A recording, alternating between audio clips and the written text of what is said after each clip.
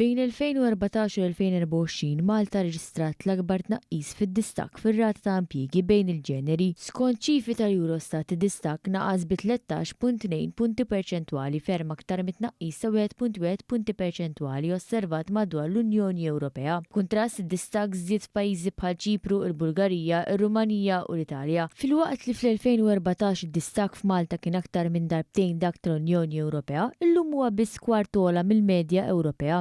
Dan il-progress seħ minkejja li r-rata tal-impjiegi fost l-irġiel kienet qed tikber minħabba tkabbir ekonomiku b'saħħtu. Madankollu, ir-rata tal-impjiegi fost in-nisa żdiedet b'ritmu aktar maġġel. L-istatistika turi wkoll titjib sinifikanti fit-tip ta' impjiegi li qed jikkupaw in-nisa. Malta kellha t-tieni l-akbar żieda fl-Unjoni Ewropea fil-proporzjon ta' nisa f'karriri maniġerjali, b'żieda ta' 10.1 punti perċentwali. Fil-waqt li fl-2014 Malta kienet taħt il-medja Ewropea, illum għandna rata ogħla mill-medja Ewropea.